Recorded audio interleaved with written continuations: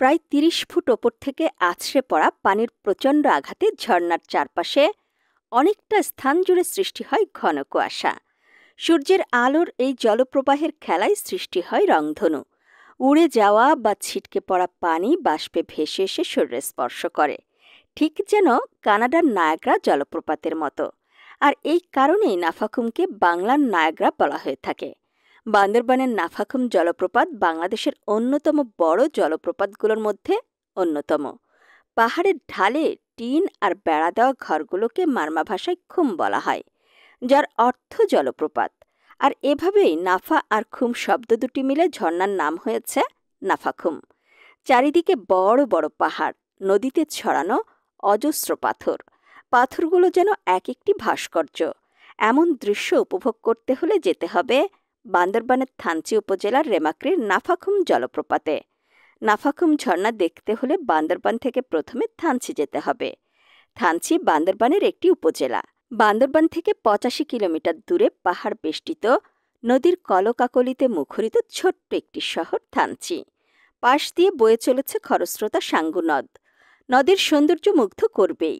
বর্ষায় নদ পুরোপুরি যৌবনে ভরপুর।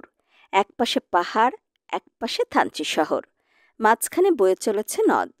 দুর্গম পাহাড়ের ঝর্ণাধারা কঠিন ও কমনীয়তার এক অকৃত্রিম মেলবন্ধন। এমন নৈসর্গিক দর্শন নিমেষেই ভোলাতে পারে যে কারো মন। তবে দল বড় ছোট যাই হোক না কেন, থানচি থেকে একজন গাইড নিতে হবে, কারণ গাইড ছাড়া নাফাখুম যাওয়া ভীষণ কষ্টকর। এরপর সাঙ্গু নদীপথে যেতে হবে রেমাক্রি। পথে পর্যটকদের তিন্দু ও বড় পাথর নামে দুটি স্থান পাড়ি দিতে হয়। রেমাক্রি থেকে নাফাখুমের পথটা দুর্গম, তবে পথ যত দুর্গম হবে ততই বাড়বে প্রকৃতির ঐশ্বর্য। নদী পাড়ি দিতে দিতে চোখে পড়বে অসংখ্য জলপ্রপাত ও পাথর। পাহাড়ের মাঝে ঘন জঙ্গলের ফাঁক দিয়ে বয়ে চলা জলস্রোত। হাঁটতে হাঁটতে একসময় ঝর্ণার জলপতনের শব্দ এসে কানে লাগবে। কাছে গেলে পানির গর্জনে কানে তালা লেগে যাবে। রেমাক্রি থেকে ৩ ঘন্টার হাঁটাপথ দূরত্বে এই জলপ্রপাত। বর্ষার সময় গেলে লাইফ জ্যাকেট, পাহাড় ট্রেকিংয়ের জন্য ভালো গ্রিপের জুতা, সেই সঙ্গে বাঁশের লাঠিও সঙ্গে রাখতে হবে। এরপরেও হাঁটার সময় যথেষ্ট সাবধান থাকতে হবে। জলপ্রপাতের নিচের জলাশয় বেশ গভীর এবং তাতে পাথরও আছে। পাহাড় ট্রেকিংয়ে উৎসাহী যে কোনো অ্যাডভেঞ্চার প্রেমী বান্দরবানের নাফাখুম জলপ্রপাত একবার দেখার পর আবার সেখানে ফিরে যেতে চাইবে। গহীন অরণ্য, পাহাড়িদের জীবনচরিত, সাঙ্গুর ভয়ঙ্কর রূপ বা শীতের টলমলে পাথুরে পানির খেলা কোনোভাবেই এড়িয়ে যাওয়ার নয়। নাফাখুমে যেতে চোখে পড়বে নীলগিরি, চিম্বুক, সাঙ্গু নদী, মিলনছড়ি, পদ্মমুখ, রেমাক্রি ঝর্ণা, তিন্দু, বিজিবি ক্যাম্প, বড় বা রাজা পাথর ও মারমাপাড়া।